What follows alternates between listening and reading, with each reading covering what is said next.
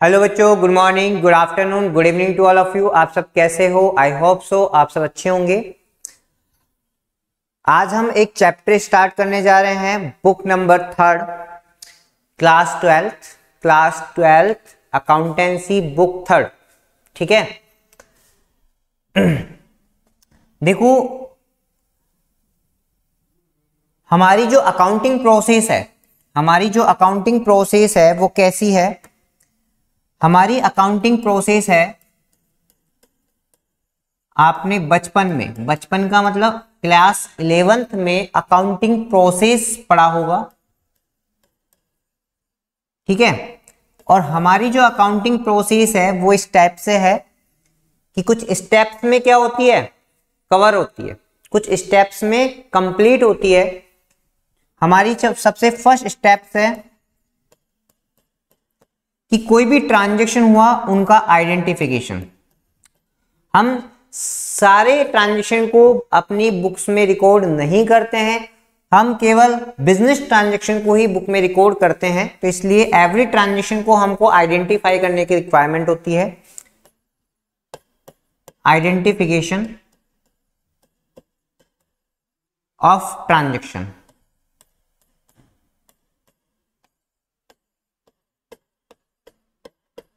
Transaction को सबसे first हम क्या करते हैं, आइडेंटिफाई करते हैं।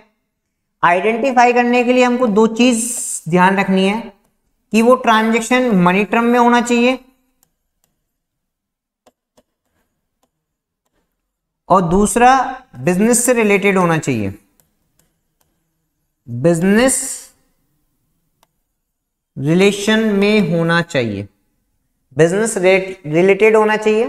ठीक है, क्लियर। ये दो कंडीशन सेटिस्फाई होनी चाहिए वन टाइम, तो हमारा फर्स्ट स्टेप कंप्लीट हो जाता है कि हमने ट्रांजैक्शन का आइडेंटिफिकेशन कर लिया। ठीक है। जैसे आप पढ़ते हो, जब आप पढ़ाई करते हो, जब आप रफ बुक में रिकॉर्ड करते हो, तो सबसे पहले आप भी तो देखते हो उसे, आप भी तो उसे आइडेंटिफाई करते हो कि रिकॉर्ड करने लायक है या नहीं है।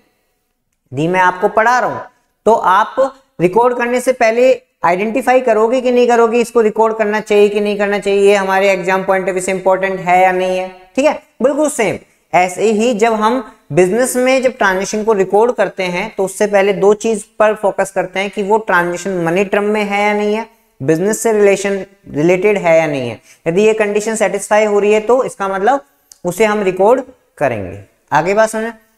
और रिकॉर्ड कहां किया जाता है, स्टेप नंबर 2 की तरफ चलेंगे। रिकॉर्ड कहां किया जाता है, रिकॉर्ड किया जाता है एक मिनट, रिकॉर्ड कहां किया जाता है, स्टेप नंबर 2 में चलेंगे। स्टेप नंबर 2 क्या है, रिकॉर्डिंग। स्टेप नंबर 2 क्या है, हमारी रिकॉर्डिंग प्रोसेस है।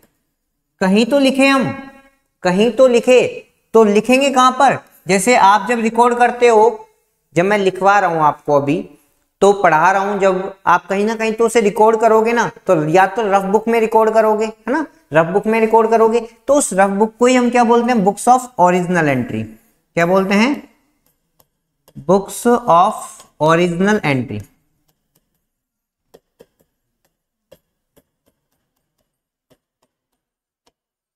ठीक है। अब बुक्स ऑफ ओरिजिनल एंट्री पता है अब कितने टाइप की होती है, 2 टाइप की होती है। कि आप रिकॉर्ड क्या कर सकते हो, यदि आप रिकॉर्ड करना चाहो, यदि आपके नंबर ऑफ ट्रांजैक्शन कम है तो आपकी जनरल सफिशिएंट होती है।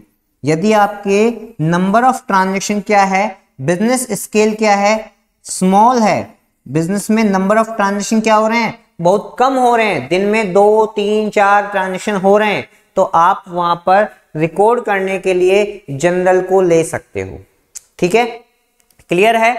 लेकिन यदि आपके बिजनेस ट्रांजैक्शन बहुत ज्यादा है तो आपको सब्सिडियरी बुक लेनी पड़ेगी।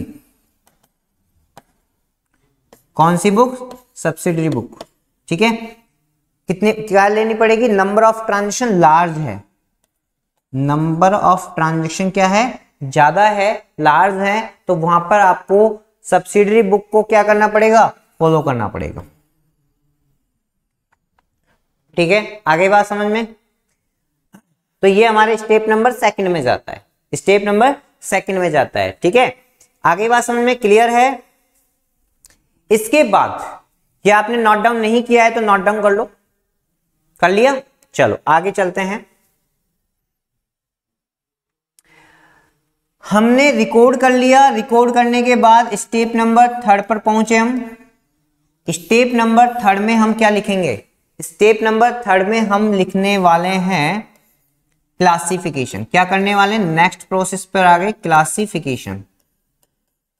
कौन सी प्रोसेस है हमारी? क्लासिफिकेशन। क्लासिफिकेशन में क्या होता है कि सेम नेचर के ट्रांजैक्शन को सेम प्लेस पर कलेक्ट किया जाता है। सेम नेचर के ट्रांजैक्शन को सेम प्लेस पर कलेक्ट किया जाता है। जैसे मान के चलो, मैं आपको बताऊं, यहां पर ये एक बाउल है, ये बाउल में देखो कुछ बॉल है, ब्लू बॉल, ठीक है, कुछ बॉल्स आपकी येलो बॉल्स हैं, कुछ आपकी वाइट है।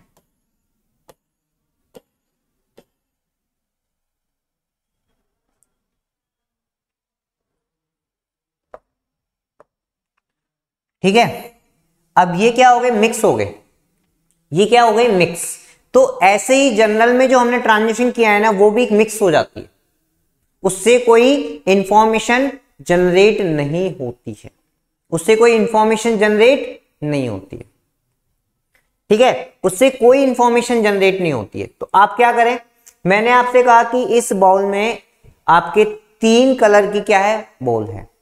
अब इनसे मिक्स हो गई है, तो मैंने बोला कि ब्लू कलर की कितनी बॉल्स है? पता नहीं, ये तो मिक्स हुई पड़ी है। तो आप क्या करोगे? अलग से 3 बाउल लोगे, ठीक है, छोटे छोटे बाउल।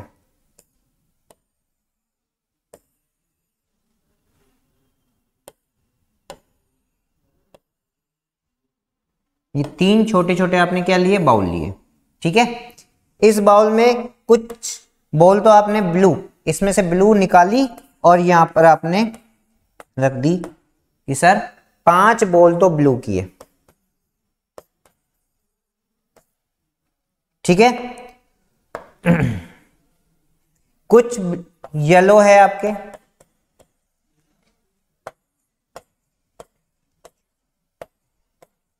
छह बॉल येलो की है और कुछ बॉल्स आपकी वाइट है।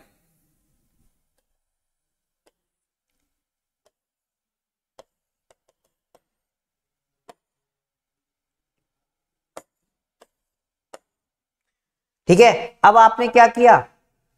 क्लासिफिकेशन। इसी प्रोसेस को हम क्या बोलते हैं? क्लासिफिकेशन बोलते हैं। यानी सेम नेचर के ट्रांजैक्शन को, यानी ब्लू नेचर के ट्रांजैक्शन को वन प्लेस पर हमने क्या कर दिया? कलेक्ट कर लिया।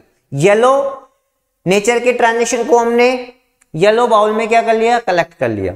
व्हाइट नेचर के जो ट्रांजैक्शंस हैं इसमें, उनको एक जगह हमने कर लिया। ठीक है, इसी को हम क्या बोलते हैं? क्लासिफिकेशन। यानी क्लासिफिकेशन यानी ये जनरल है। मैं आपको बता दूं ये क्या है? जनरल है। जनरल से हम ट्रांजैक्शन क्या कर रहे हैं? निकालते जा रहे हैं और हम एक बुक में इसे रिकॉर्ड कर रहे हैं। इस बुक में हम रिकॉर्ड कर रहे हैं, उसको हम बोलेंगे लेजर। क्या बोलेंगे? लेजर। लेजर बोलेंगे। जनरल से ट्रांजैक्शन को हम कहां ट्रांसफर कर रहे हैं? लेजर में ट्रांसफर कर रहे हैं। कहां पर? लेजर में। और इसी प्रोसेस को हम क्या बोलते हैं? पोस्टिंग करना। जनरल से यदि कोई ट्रांजैक्शन आता है तो उस प्रोसेस को हम क्या बोलते हैं? पोस्टिंग करना बोलते हैं। आपने वर्ड सुना होगा पोस्टिंग। आगे बात समझे, पोस्टिंग वर्ड बोलते हैं जब जनरल से कोई ट्रांजैक्शन लेजर में आता है तो हम उस ट्रांजैक्शन क्या बोलते हैं? उस प्रोसेस को क्या बोलते हैं? पोस्टिंग करना। ठीक है, आगे बात समझे। तो पोस्टिंग कहां की जाती है? लेजर में। पोस्टिंग कहां की जाती है? लेजर में। और लेजर में डिफरेंट टाइप के अकाउंट्स बनाए जाते हैं। सेम नेचर के ट्रांजैक्शन को सेम प्लेस पर क्लासिफाइड किया जाता है, उसी को हम क्या बोलते हैं? लेजर क्लासिफिकेशन प्रोसेस बोलते हैं। क्लियर, आ गई बात समझ में? हाँ जी क्लियर। तो यहाँ पर जो क्लासिफिकेशन की जो प्रोसेस की जाती है वहां पर लेजर में की जाती है। कहां पर की जाती है? लेजर में। आ गई बात समझ में? चल अब लेजर में करने के बाद हमने यहां पर स्टेप नंबर 4 पर पहुंचे। लेजर में बैलेंस निकलते हैं। लेजर में क्या निकलते हैं? बैलेंस निकाले जाते हैं, बैलेंस कैलकुलेट किए जाते हैं। उस बैलेंस की हेल्प से, बैलेंस CD है ना, ये निकाले जाते हैं। उन बैलेंस की हेल्प से हम क्या करते हैं? लेजर में हम बनाते हैं समराइजिंग। कौन सी प्रोसेस होती है? समराइजिंग की प्रोसेस होती है। क्या होती है? समराइजिंग की प्रोसेस होती है। और समराइजिंग जो की जाती है with the help of trial balance की जाती है, with the help of trial balance.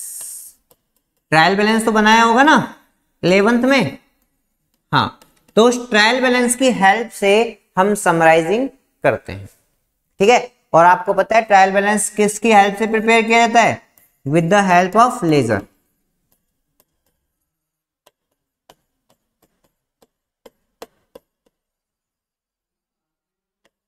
Laser की हेल्प से ट्रायल बैलेंस प्रिपेयर किया जाता है। क्लियर?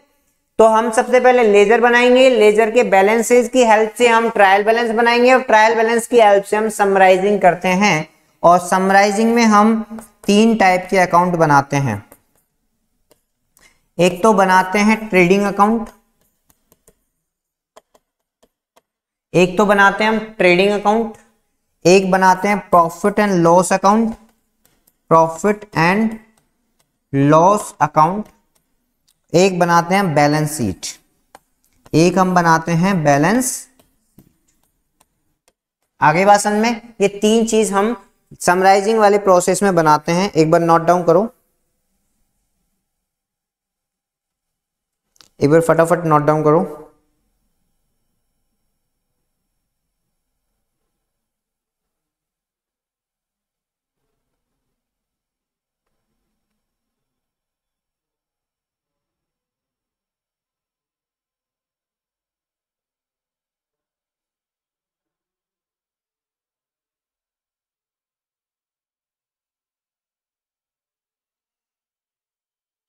कर लिया कि नोट डाउन?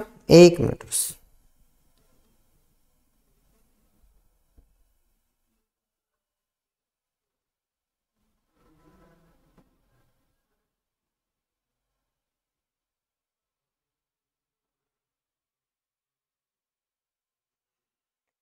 हाँ जी, तो हमने स्टेप नंबर 4 में क्या बनाया? समराइजिंग किया। और समराइजिंग हमने किसकी हेल्प से किया? ट्रायल बैलेंस की हेल्प से। और ट्रायल बैलेंस किसकी हेल्प से बनाया था? स्टेप नंबर 3 की हेल्प से, यानी लेजर की हेल्प से, है ना। अब इसमें 3 अकाउंट बनाए जाते हैं, trading account, profit and loss account and balance sheet. ठीक है, अब देखो यहां पर बात आ रही है कि ट्रेडिंग अकाउंट में क्या दिखाते हैं हम? Direct cost. क्या दिखाते हैं? Direct cost.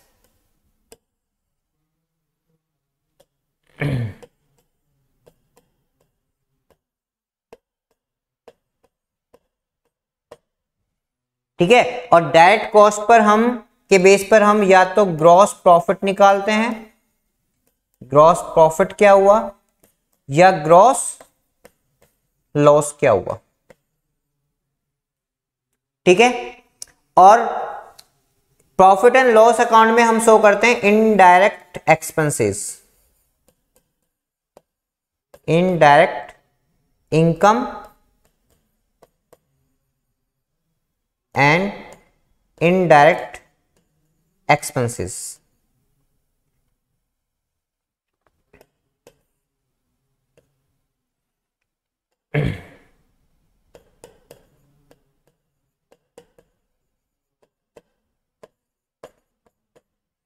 इससे आपको पता है net profit and net loss निकलता है। ठीक है, और बैलेंस शीट से अपन ये, तो बैलेंस शीट तक की जो प्रोसेस है, बैलेंस शीट तक की जो प्रोसेस है वो स्टेप नंबर 4 में आ जाती है। बैलेंस शीट तक की जो स्टेप है वो कितनी आ जाती है? स्टेप नंबर 4 में कवर हो जाती है, जो कि आपने 11th क्लास में पढ़ चुके हो। जो कि आप 11th क्लास में पढ़ चुके हो। अब 12th में क्या पढ़ना है? 12th में क्या पढ़ना है? बैलेंस शीट आपकी पोजीशन बता देती है कि क्या पोजीशन है। कहने का मतलब है कि 12th की जो बोर्ड की आपकी जो मार्कशीट आएगी, जो मार्क्स रिपोर्ट है, वो आपकी पोजीशन बता देती है कि आपकी क्या हालात हैं। आप आगे जाके सरवाइव कर पाओगे या नहीं कर पाओगे। ठीक है, आप आगे जाके अच्छे मार्क्स ला पाओगे या नहीं ला पाओगे। ठीक है, तो बैलेंस शीट भी ऐसे बिजनेस की पोजीशन के बारे में बता देती है कि बिजनेस लंबे समय तक चल पाएगा या नहीं चल पाएगा। यदि बिजनेस को लंबे समय तक चलाना है तो फिर हमको नेक्स्ट स्टेप पर आना है। फिर हमको नेक्स्ट स्टेप पे जाना पड़ेगा कि हमारे जो फाइनेंशियल स्टेटमेंट में, हमारे पिछले साल जो हमने फाइनेंशियल स्टेटमेंट बनाए हैं, यानी ट्रेडिंग अकाउंट बनाया है, प्रॉफिट एंड लॉस अकाउंट बनाया है या बैलेंस शीट बनाई है, उसमें क्या कमी रह गई कि हम इस बार उस कमी को पूरा कर सके, उस कमी को कम कर सके। ठीक है, तो उसके लिए किया जाता है step number 5, financial analysis. Financial analysis, और ये यहां से स्टार्ट हो जाता है आपका 12th क्लास की 3rd बुक, फाइनेंशियल एनालिसिस की बुक। फाइनेंशियल एनालिसिस करना स्टार्ट कर देते हैं हम, अपनी कमियों को ढूंढना स्टार्ट कर देते हैं, अपनी कमियों को पूरा करने के लिए स्टेप लेना स्टार्ट कर देते हैं। ठीक है, अब अपनी कमियों को अपन सर्च करेंगे, यानी अपनी फाइनेंस स्टेटमेंट में एनालिसिस करेंगे क्या क्या कमी रही है। ठीक है, उसका पूरा करने के लिए हम कुछ टूल्स यूज लेते हैं। क्या यूज लेते हैं? टूल्स। कुछ टूल्स को यूटिलाइज किया जाता है फाइनेंशियल एनालिसिस के लिए, और वो टूल्स कितने हैं? 8। कितने टूल्स हैं? 8।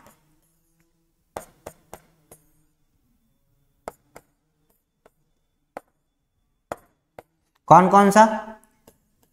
Common size statement, common size statement, जो कि आपके सिलेबस से हटा दिया गया है। कंपैरेटिव स्टेटमेंट, ये भी आपके सिलेबस से हटा दिया गया है।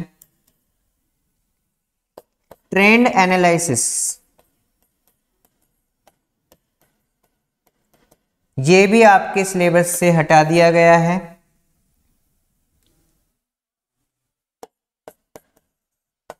Fund flow statement, fund flow statement, ये भी आपके सिलेबस में नहीं है। आगे जाके पढ़ोगे, लेकिन ऐसी बात नहीं है कि ये नहीं पढ़ोगे, आगे जाके आपको पढ़ना ही पड़ेगा ये। फिर आपका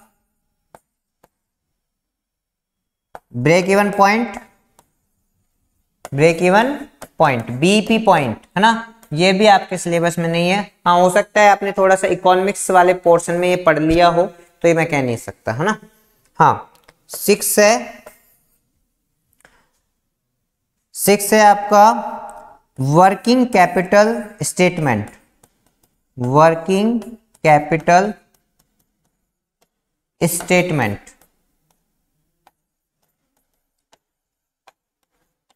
ये भी आपके सिलेबस में नहीं है, ये भी आपके सिलेबस में नहीं है। और अब आपका हो गया, बच गया 7th और 8 नंबर का पॉइंट। 7th एंड 8 नंबर का पॉइंट। 7th आपका हो गया, 7th जो पॉइंट है आपका, 7th पॉइंट हो गया आपका वर्किंग कैपिटल स्टेटमेंट। हाँ, ये आपके सिलेबस में है रेशो एनालिसिस, ये आपके सिलेबस से टच है। Ratio analysis and cash flow statement, cash flow statement. ठीक है, ये आपके सिलेबस में कवर है। तो ये 2 आपको याद रखने हैं। ठीक है, ये दोनों आपको याद रखने हैं, फटाफट नोट डाउन कर लो। ये आपके टूल्स हैं, ये आपके टूल्स एंड टेक्निक्स है जिसकी हेल्प से अपन फाइनेंशियल एनालिसिस करते हैं। फटाफट नोट डाउन करो जल्दी से जल्दी।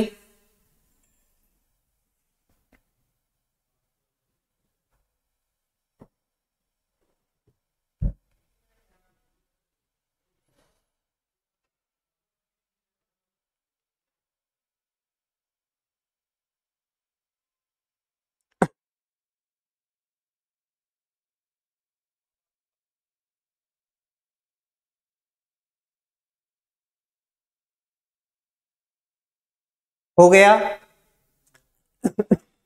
नोट डाउन हो गया। चलो आगे चलते हैं। तो हम सबसे फर्स्ट क्या पढ़ने वाले हैं, रेशो एनालिसिस। क्या पढ़ने वाले हैं, रेशो एनालिसिस। अब मैं आपको बता दूं कि रेशो एनालिसिस, हम यहां पर ये रेशो एनालिसिस पढ़ने वाले। अब मैं आपको एक बात बता देता हूं कि रेशो के लिए आपको कम से कम 2 फिगर की रिक्वायरमेंट होगी। रेशो के लिए कम से कम कितने फिगर की रिक्वायरमेंट होती है, 2 फिगर। यानी मैं बहुत ज्यादा इंटेलिजेंट हूं तो इससे कोई मीनिंगफुल इंफॉर्मेशन नहीं निकल रहा। मैं बहुत ज्यादा इंटेलिजेंट हूं तो इससे कोई इंफॉर्मेशन नहीं निकल रहा है कि मैं किससे ज्यादा इंटेलिजेंट हूं, अनिल से ज्यादा इंटेलिजेंट हूं या सुनील से ज्यादा इंटेलिजेंट हूं। ये अपना मीनिंगफुल इंफॉर्मेशन नहीं निकल रहा है। तो कंपेयर करने के लिए, इसका मीनिंगफुल सेंस निकालने के लिए मेरा कंपटीशन किसी दूसरे से कराया जाएगा, फिर पता लगेगा कि मैं कितना इंटेलिजेंट हूं। तो मेरा रेशो क्या आने वाला है। तो ध्यान रखना, रेशो के लिए कम से कम 2 फिगर की रिक्वायरमेंट होती है। तो रिलेशनशिप बिटवीन 2 फिगर, 2 फिगर्स का जो बीच का रिलेशन है वो रेशो एक्सप्रेस करता है। अर्थमेटिकल टर्म में रेशो क्या किया जाता है, एक्सप्रेस किया जाता है, इसी को हम रेशो बोलते हैं। 2 फिगर के बीच का जो रिलेशन को एक्सप्रेस करने वाला एक अर्थमेटिकल जो टर्म होता है उसी को हम क्या बोलते हैं, रेशो बोलते हैं। समझ में आया। 2 फिगर के बीच में, जैसे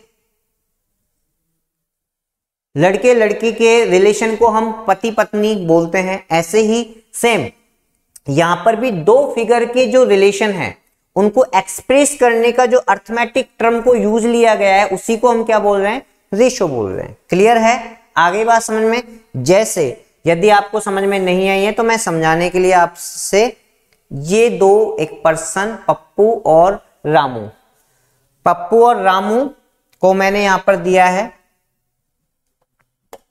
हाँ जी, पप्पू और रामू, ये रामू है और ये पप्पू है।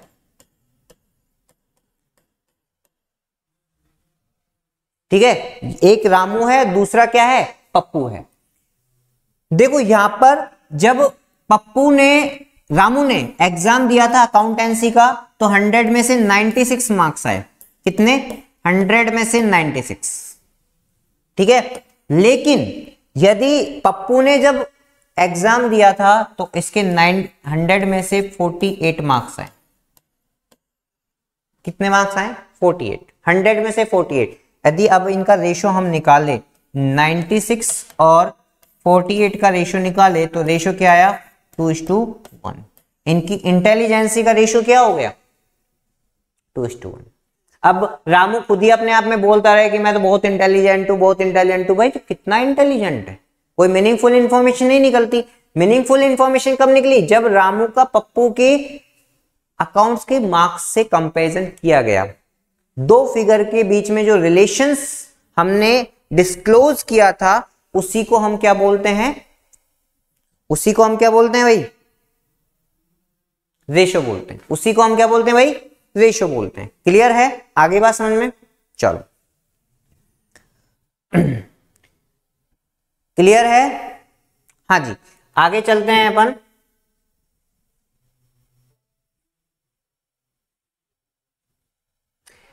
कि रेशो को कितने पॉइंट में एक्सप्रेस अपन कर सकते हैं। रेशो को एक्सप्रेस करने के लिए देखो, एक्सप्रेस करने वाला, एक मिनट,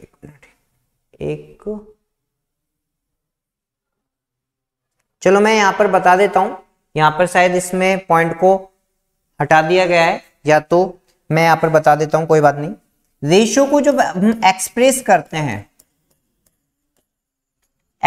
करते हैं तो उसको हम फर्स्ट प्योर रेशो में कर सकते हैं। हाँ लिखा हुआ है ना, सॉरी ये तो लिखा हुआ है, हाँ ये रहा ना, हाँ, कि एक्सप्रेस इन टर्म, कि हम रेशो को कैसे कैसे एक्सप्रेस कर सकते हैं, हम प्योर रेशो में एक्सप्रेस कर सकते हैं। एग्जाम्पल जैसे 2:1 है, 3:1 है। इस रेशो में हम क्या कर सकते हैं, रिलेशन को एक्सप्रेस कर सकते हैं। ये काम आता है आपका जैसे करंट रेशो निकालने में। एग्जाम्पल, करंट रेशो हम जब निकालते हैं तो हम क्या करते हैं, प्योर रेशो यूज लेते हैं। Clear. Rate and times, rate and times का मतलब है 4 गुना, 5 गुना, 10 गुना, एग्जाम्पल के साथ 5 टाइम्स। अपन बोलते हैं ना, मैंने तो 5 टाइम्स तुझसे ज्यादा अच्छा हूं, है ना। तो 5 टाइम्स, 4 टाइम्स, ठीक है, 5 गुना, 4 गुना, ये वर्ड यूज लेते हैं अपन। ठीक है। जब भी हम स्टॉक टर्नओवर रेशो निकालते हैं, स्टॉक टर्नओवर रेशो निकालते हैं, तो हम इसी टाइम्स वाले यूज लेते हैं। आगे बात समझ में क्लियर है। इसके बाद है कि यदि हमें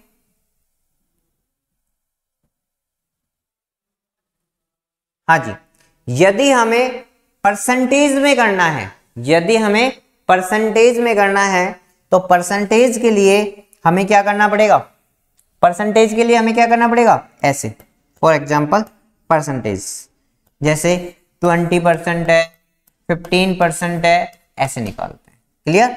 इसको हम जीपी रेशो को कैलकुलेट करने के लिए यूज ले सकते हैं, gross profit ratio, net profit ratio.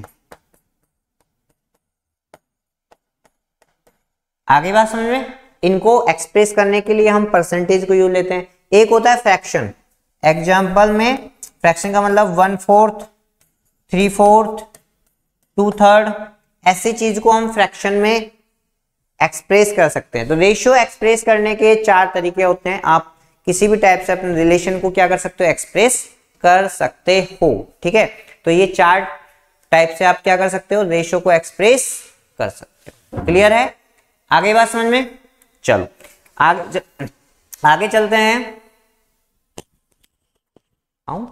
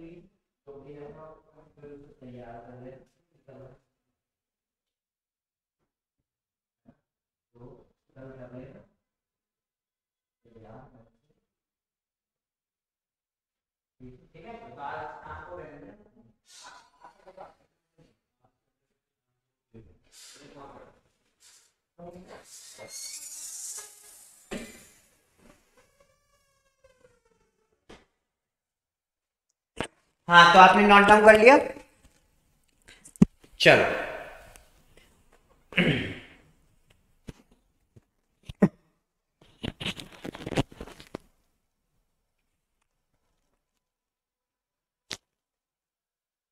हाँ, तो क्लियर। चलो तो यहां पर अपन क्या करने वाले हैं, नेक्स्ट लेने वाले हैं टाइप ऑफ रेशो। रेशो कितने टाइप के हम पढ़ने वाले हैं, यहां पर रेशो हम पढ़ने वाले हैं यहां पर 4 टाइप के। वैसे तो 5 टाइप के होते हैं, ठीक है, लेकिन आपके सिलेबस में केवल 4 टाइप के ही हैं, तो 4 टाइप के पढ़ लेना। फर्स्ट रेशो है आपका लिक्विडिटी बेस रेशो।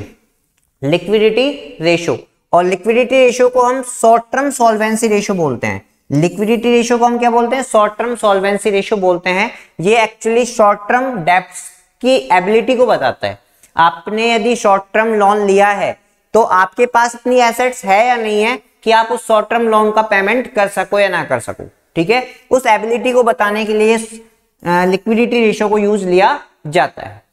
समझ में आया भाई? आपने किसी से 5,000 रुपए उधार लिए, तो 5,000 रुपए को आप पेमेंट कर पाओगे या नहीं कर पाओगे, उसका पेमेंट करने के लिए आपको क्या करना होगा,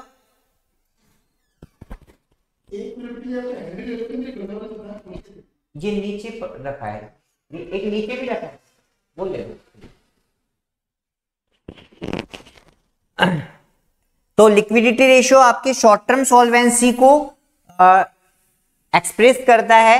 शॉर्ट टर्म सॉल्वेंसी का मतलब कि आप ने कोई लोन लिया है तो आपके पास इतनी एसेट्स है या नहीं है कि उस लोन का आप पेमेंट कर सको।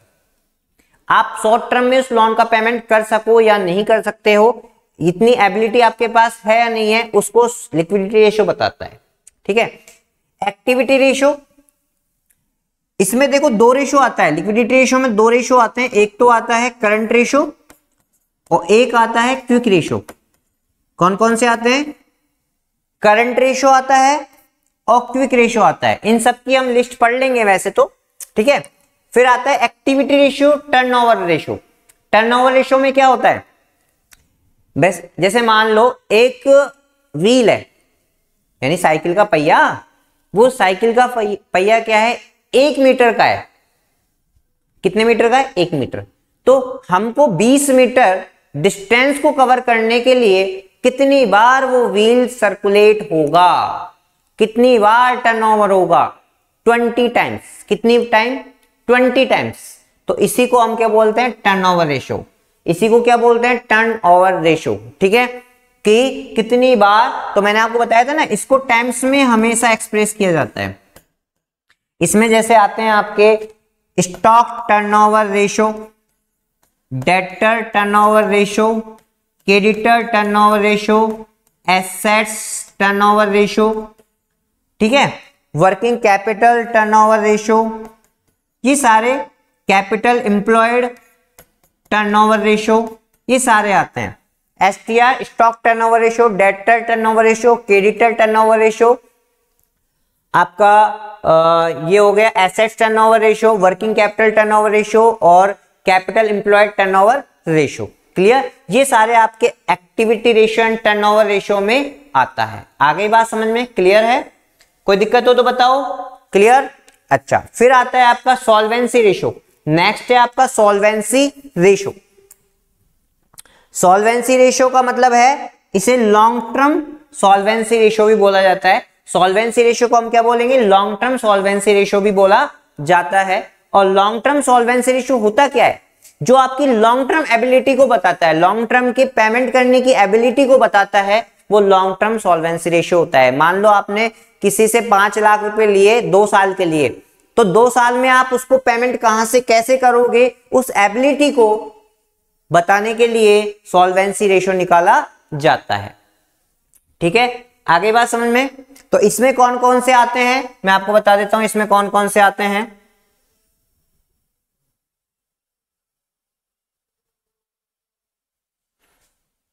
हाँ जी, इसमें आते हैं आपके शॉर्ट टर्म सॉल्वेंसी रेशियो में लॉन्ग टर्म सॉल्वेंसी रेशियो बोला जाता है। और इसमें आता है जैसे आपसे debts equity ratio, debts equity ratio.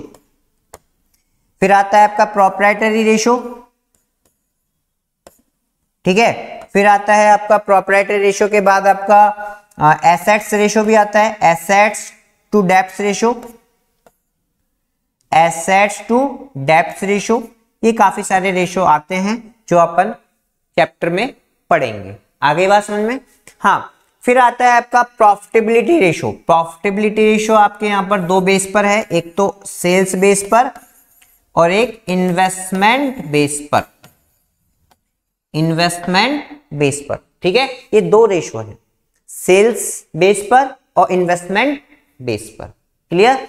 तो ये ज्यादा इंपॉर्टेंट है आपका, ये वेरी वेरी इंपॉर्टेंट है, इसलिए स्टार लगा सकते हो आप, कोई दिक्कत नहीं है, ठीक है। फिर है मार्केट रेशो। मार्केट रेशो का मतलब क्या होता है? जो मार्केट एनालिसिस पर फोकस करता है, जो मार्केट एनालिसिस पे क्या किया जाता है? फोकस किया जाता है, ठीक है। तो इसमें आता है जैसे आपका P ratio, price earning ratio, ठीक है, DPS dividend per share ratio, MPS market price ratio, ठीक है, ये सारे इसमें आते हैं। वैसे आपके 12th में ये सिलेबस में आपके नहीं है, बाकी आपके लिक्विडिटी रेशो है, एक्टिविटी रेशो है, आपके सॉल्वेंसी रेशो है, प्रॉफिटेबिलिटी रेशो है। ये 4 रेशो तो आपके हैं, वैसे एक्चुअल में होते 5 है, ठीक है, तो ये आपके सिलेबस में नहीं है। आगे बात समझ में क्लियर है? चलो, यहां तक हो गया। किसी को नोट डाउन करना है तो नोट डाउन कर लो फटाफट, जल्दी जल्दी नोट डाउन कर लो।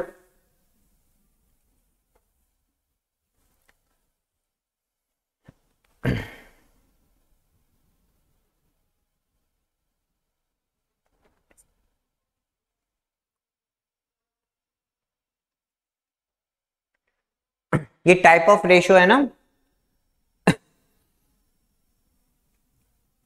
चलो, तो अपन आगे चलते हैं। अब सबसे फर्स्ट है आपका लिक्विडिटी रेशो। सबसे फर्स्ट क्या है? Liquidity ratio.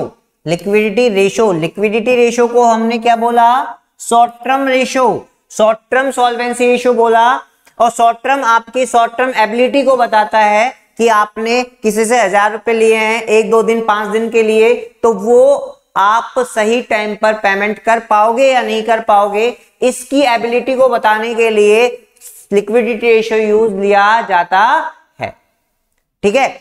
अब यहां पर 2 रेशो होते हैं लिक्विडिटी बेस पर, एक तो करंट रेशो जिसे हम वर्किंग कैपिटल रेशो भी बोला जाता है।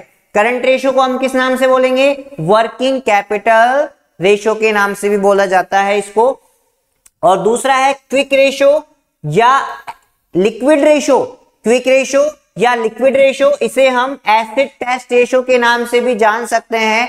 एसिड टेस्ट रेशो यानी जो एसिड का काम करे, जो तुरंत काम करे, वो रेशो। जो तुरंत में हमने जो 1000 रुपए मान लो 3 दिन में के लिए लिए हैं, तो 3 दिन के अंदर अंदर हमको पेमेंट करना पड़ेगा, क्विक करना पड़ेगा, तुरंत करना पड़ेगा। तो उसके लिए तुरंत एसेट्स भी ऐसी होनी चाहिए जिसे हम तुरंत बेच के नहीं पेमेंट कर सके।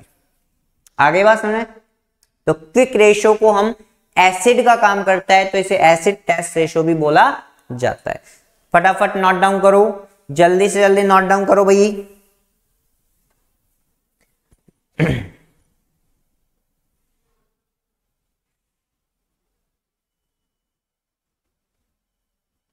हो गया क्या?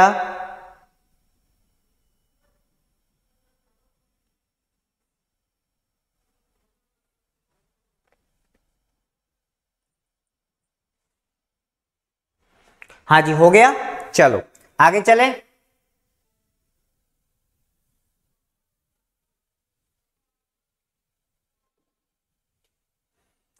सबसे फर्स्ट हम आ गए हैं करंट रेशो पर। सबसे फर्स्ट हमारा क्या है? Current ratio. करंट रेशो को हम वर्किंग कैपिटल रेशो भी बोलते हैं। क्या बोलते हैं? वर्किंग कैपिटल रेशो भी हम बोलते हैं। Working capital current ratio, current ratio किस में आता है? लिक्विडिटी रेशो में आता है। अपन ने पढ़ा ना, हम कौन सा पढ़ रहे हैं? सबसे फर्स्ट वाला लिक्विडिटी रेशो। 4 टाइप के होते हैं ना रेशो, उसमें हमने लिक्विडिटी रेशो पढ़ रहे हैं, है ना। अब लिक्विडिटी रेशो में करंट रेशो, तो लिक्विडिटी रेशो मैंने क्या बताया? जो आपकी शॉर्ट टर्म सॉल्वेंसी को बताता है, जो आपकी शॉर्ट टर्म सॉल्वेंसी को बताता है, शॉर्ट टर्म पेमेंट करने की एबिलिटी को शो करता है, उसे हम लिक्विडिटी रेशो बोलते हैं। तो लिक्विडिटी रेशियो में सबसे फर्स्ट कौन सा है? Current ratio. करंट रेशियो का मतलब है जो 12 महीने के अंदर अंदर आपकी पेमेंट करने की एबिलिटी को शो करता है। It measure the ability of the firm to meet his current liabilities within 12 month from the date of balance sheet. Balance sheet का मतलब जिस डेट पे आपने लोन लिया है उस डेट से 12 मंथ के अंदर अंदर आप उस लायबिलिटीज का पेमेंट करने का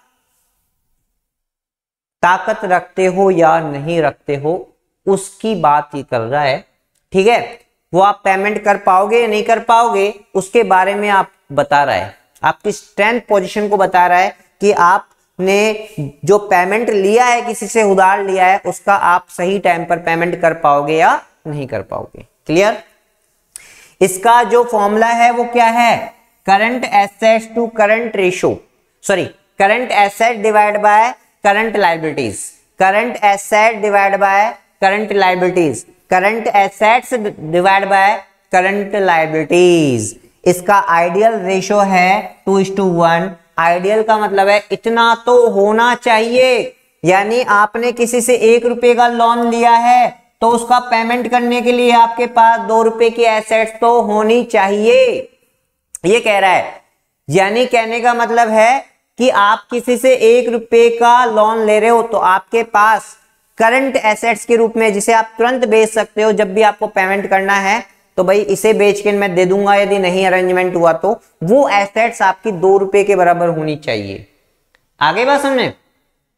जैसे मान लो मैंने 5,000 रुपए का किसी से लोन लिया, तो मैं यदि लोन का पेमेंट नहीं कर पा रहा हूं तो मेरे पास करंट एसेट्स मोबाइल है, मोबाइल को बेच के नहीं मैं आपको पेमेंट कर ही दूंगा जब बहुत ज्यादा इमरजेंसी आई गई तो, है ना? तो ये चीज है। आगे बात समझ में? क्लियर? तो 1 रुपए के लोन के लिए कम से कम आपकी 2 रुपए की एसेट्स होनी चाहिए, जब आपकी इज्जत सलामत रह सकती है, अदरवाइज सामने वाला आपकी इज्जत को बिगाड़ सकता है। आगे बात समझ में? क्लियर? इसे हम आइडियल रेशियो बोलते हैं, आइडियल रेशियो 2:1। समझ में आ गया होगा। अब बात करते हैं हम, ये नोट डाउन हो गया? नहीं हुआ है तो फटाफट नोट डाउन करो, जल्दी जल्दी नोट डाउन कर लो।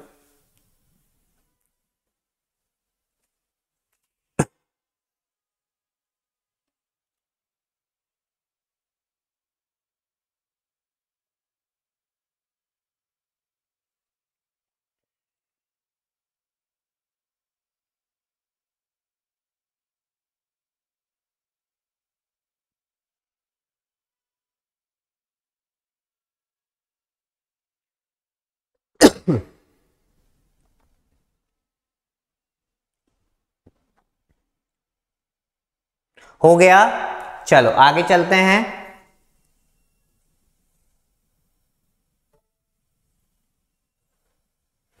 अब बात आती है कि करंट एसेट्स क्या होती है। करंट एसेट्स क्या होती है?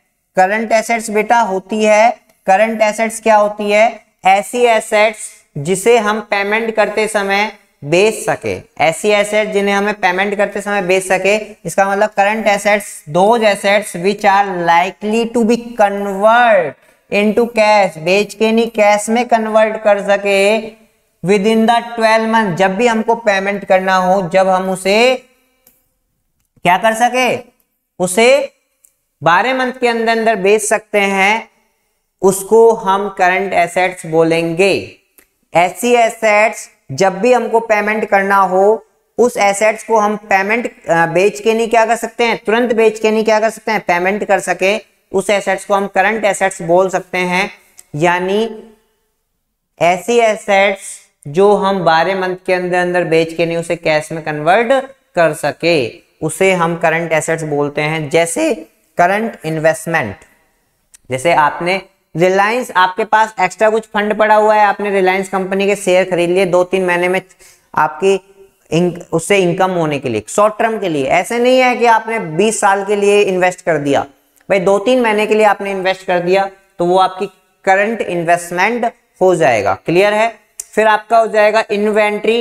इन्वेंट्री का मतलब है stock, stock.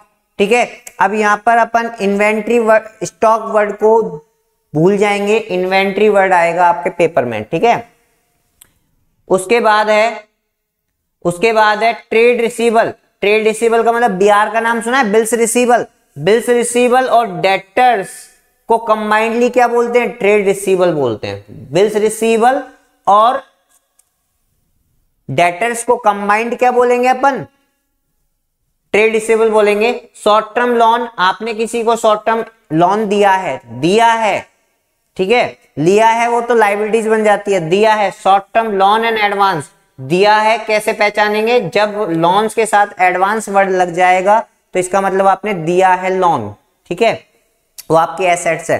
Prepaid expenses, accrued income, advance tax and cash equivalent यानी cash in hand, cash at bank, cheque वगैरह, ये सारे किसमें इंक्लूड किए जाएंगे, आपके करंट एसेट्स में इंक्लूड किया जाएगा और ये करंट एसेट्स में आएगा आपका।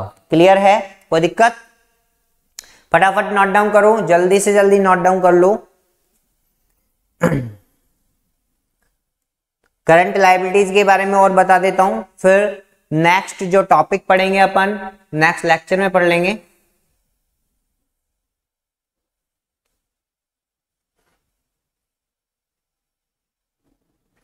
हो गया, चलो।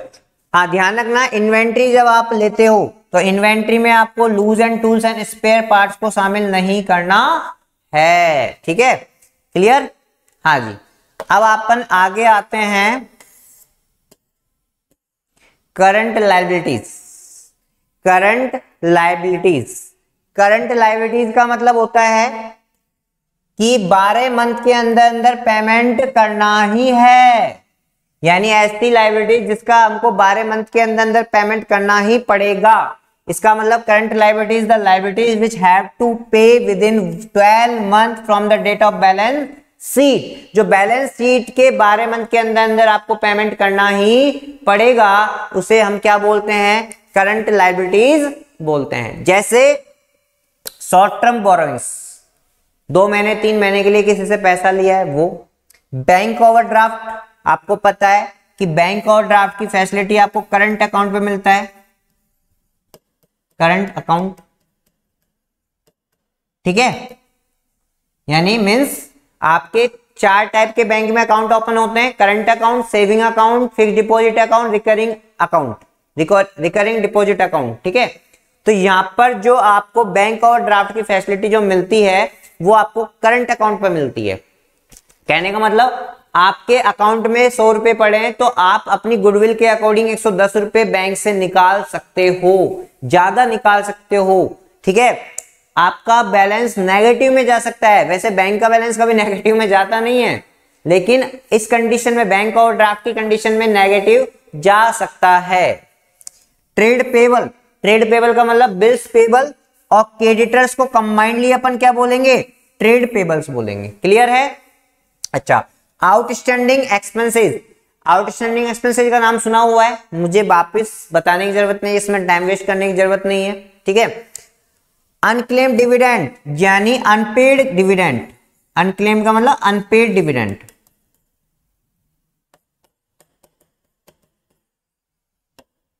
ठीक है। एक एक कॉल्स इन एडवांस, आपने शेयर्स वाले चैप्टर में पढ़ा होगा, कॉल्स इन एडवांस, ठीक है, वो है कॉल्स इन एडवांस, ठीक है। Provision for taxation and proposed dividend, ये सारे आपके 8 पॉइंट आपको किस में याद रखने हैं, करंट लायबिलिटीज वाले पोर्शन में याद रखने हैं। आगे बात समझ में क्लियर है? हाँ जी भाई, समझ में आया कि नहीं आया? आ गया तो नोट डाउन कर लो, नोट डाउन कर लो, जल्दी जल्दी नोट डाउन कर लो।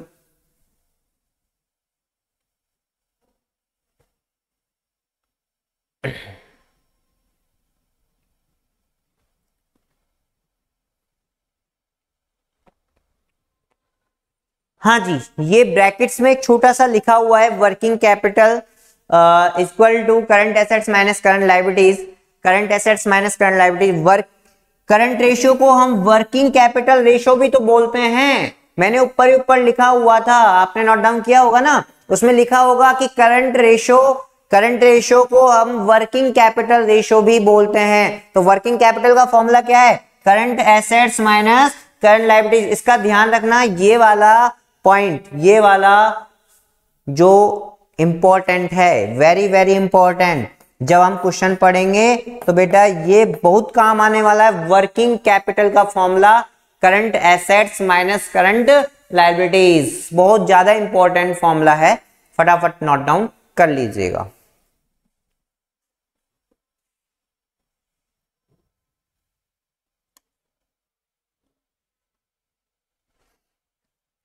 हो गया, चलो हो गया तो एक बार हम देख लेते हैं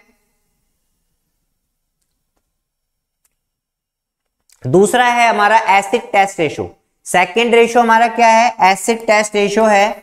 हमको यहां पर लिक्विडिटी रेशो में दो रेशो पढ़ना है, एक तो हमको करंट रेशो पढ़ना है और दूसरा हमें क्या पढ़ना है, acid test ratio, liquid ratio and quick ratio.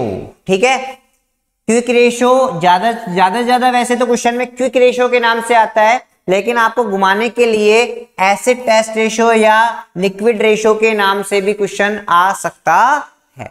ठीक है, एसिड टेस्ट रेशो का मतलब क्या होता है, ऐसा रेशो, एसिड टेस्ट का मतलब होता है जो क्विकली विद इन मंथ, यानी आपसे पैसा मांगा उससे 2-3 महीने बाद ही आपको पेमेंट करना है, मांग के तुरंत बाद ही आपको पेमेंट करना है, उसे हम क्या बोलेंगे, एसिड टेस्ट रेशो। जो एसिड का काम करे, पैसा मांग लिया तो इसका मतलब 1-2 दिन में देना है।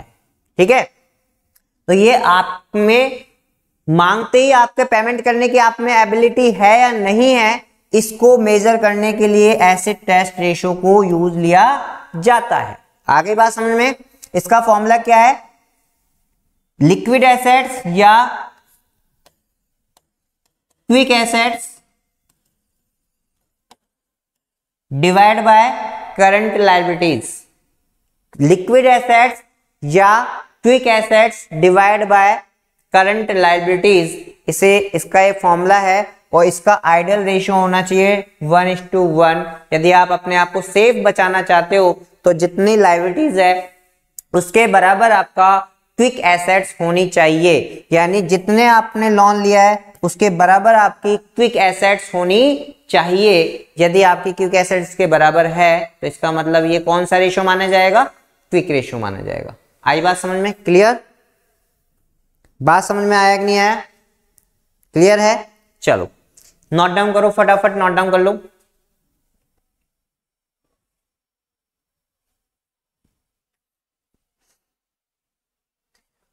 अब ये लिक्विड एसेट्स क्या है ये पढ़ेंगे, करंट लायबिलिटीज तो हमने पढ़ी ली है ना, लिक्विड एसेट्स में क्या क्या शामिल किया जाएगा ये भी हमको एक बार पढ़ना है। ठीक है, क्लियर, चलो एक बार नोट डाउन करो फटाफट।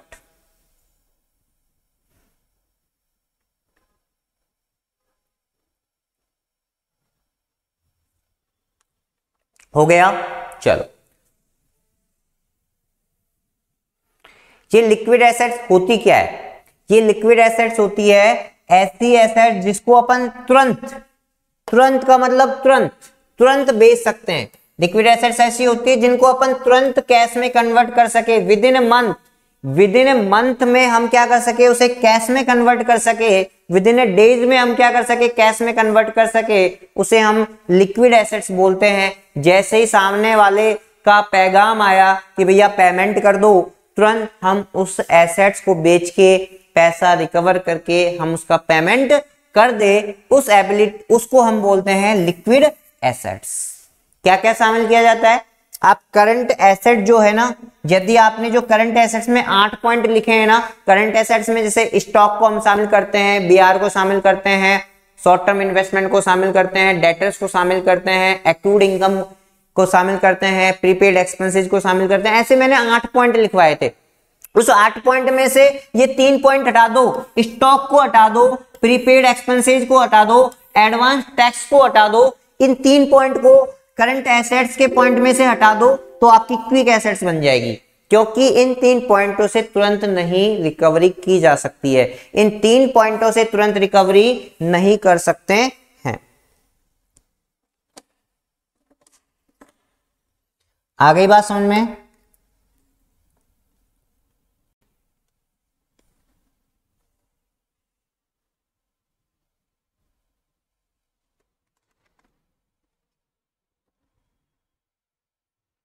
समझ में आ गई क्या?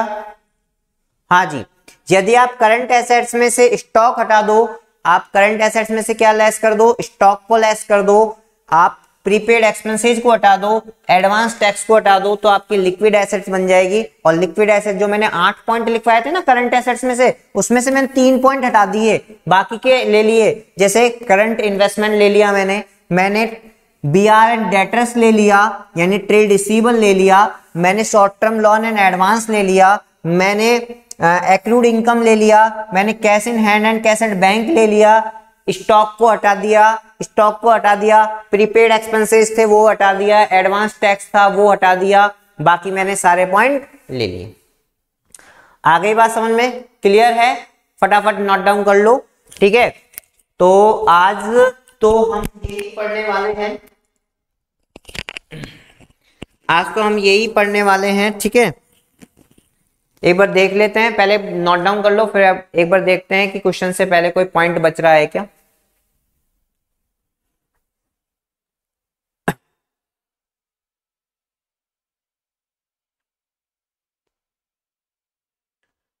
जल्दी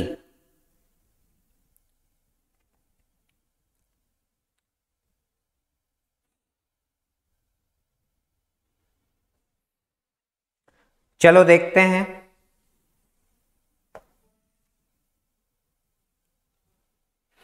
करंट लायबिलिटीज के बारे में मैंने आपको बता दिया, इस फॉर्मूले में करंट लायबिलिटीज वर्ड यूज हो रहा है ना, तो मैंने आपको बता ही दिया था कि 12 महीने के अंदर पेमेंट करना है।